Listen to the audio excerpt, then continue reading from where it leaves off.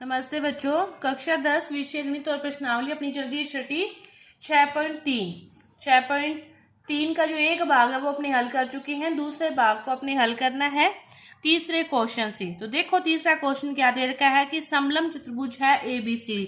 तो सबसे पहले अपने बनाते हैं, ये आपकी बुक में भी दिया हुआ है, वहां से आप देख किस चित्र को बना सकते हो। ये है अपने पास समलंब चतुर्भुज ABC और D। ABCD है, इस जिसमें AB समांतर है CD के, इसके विकर्ण है AC और BD। इसके विकर्ण हैं कौन कौन से हैं? इसके विकर्ण AC और BD जो O पर प्रतिच्छेद करते हैं, दोनों O पर प्रतिच्छेद करते हैं। समरूपता की प्रॉपर्टी से दोनों त्रिभुजों की समरूपता कसौटी का प्रयोग करते हुए आपको ये दर्शाना है कि OA/OC इक्वल टू OB/OD। तो देखो अपने त्रिभुज लेते हैं दो और उसमें समरूपता की प्रॉपर्टी से आपको इसको सिद्ध करते हैं। तो सबसे पहले अपने ये त्रिभुज ले लिया और ये त्रिभुज ले लिया, AOB और DOC दोनों त्रिभुज ले लिए। तो देखो क्या करते हैं, अपने सबसे पहले त्रिभुज AOB और त्रिभुज DOC दोनों ले लिए। अब देखो दोनों को ध्यान से, ये दोनों क्या है? AB हैं जो समांतर है CD के। ये हमें क्या है? गिवन है, दिया गया है कि AB समांतर है CD के। ये दोनों समांतर हैं, इसको एक रेखा काटती है तो ये दोनों कोण क्या होते हैं? एकांतर कोण होते हैं। इसी तरह ये हो जाएंगे, ये दोनों कोण एकांतर कोण है, एकांतर कोण बराबर होंगे। तो और ये दोनों कोण क्या है? शीर्षाभिमुख कोण है। ये दोनों शीर्षाभिमुख है और ये दोनों एकांतर हैं। तीनों कोण बराबर हो गए। लिखना ही है, बस लिख दो कि जो कोण है AOB इक्वल है कोण AOB DOC के। क्यों? ये कौन से कोण है? ये शीर्षाभिमुख कोण है। ये कौन सा कोण है? ये शीर्षाभिमुख कोण है, तो इसीलिए ये क्या है? बराबर है। फिर जो कोण है DBA और BDC, कोण DBA बराबर है कोण BDC। ये कौन सा कोण है? ये एकांतर कोण है। इसी तरह CAB ACD, कोण CAB बराबर है कोण ACD। ये भी कौन सा कोण है? एकांतर कोण है।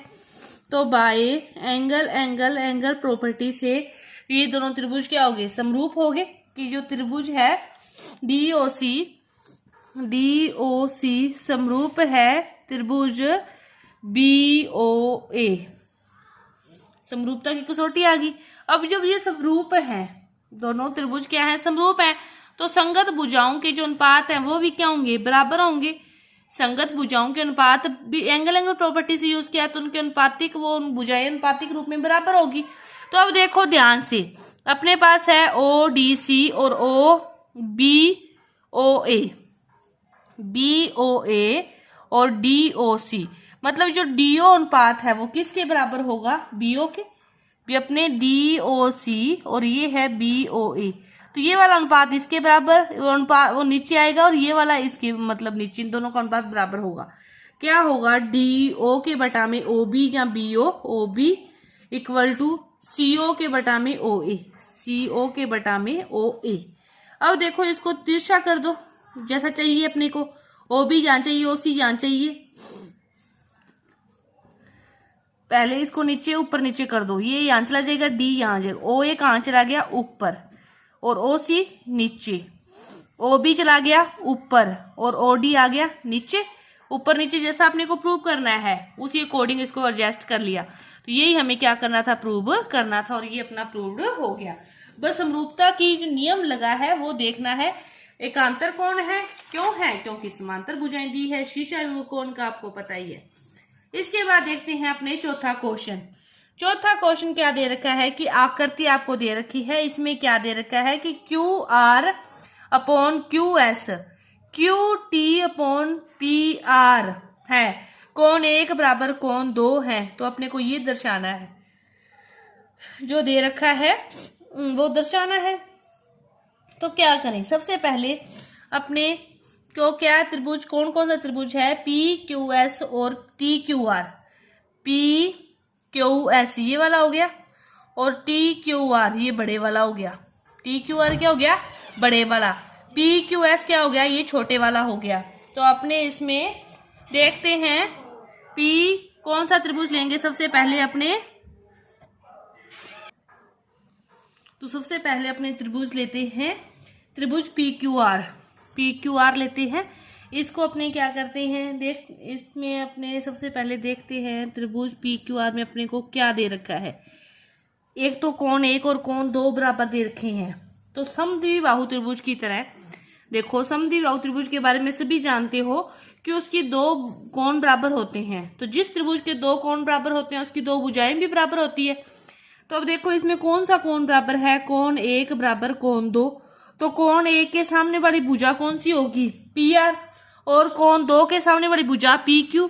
तो पी क्यू भुजा क्या होगी, पी आर की क्या होगी, बराबर होगी। ये हमें दिया गया उसी के अकॉर्डिंग है ना, दिया गया है, ये हमें दिया गया है।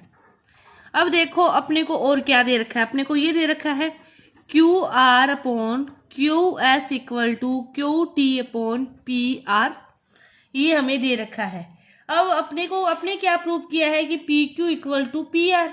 तो पी आर की जगह अपने क्या लिख सकते हैं, पी क्यू, इससे पी आर की जगह क्या लिख सकते हैं, पी क्यू।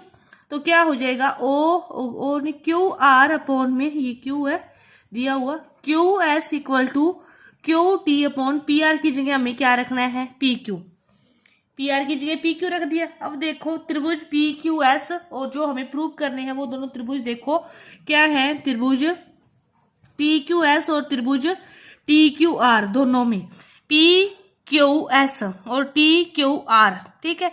अब अपने को क्या है दे Q R upon Q S, ये हमें दे रखा है ना, Q R upon Q S, और Q T upon P Q, इसी त्रिभुज की भुजाएं है, इसी त्रिभुज की भुजाएं होगी ये वाली, ये हमें दे रखी है।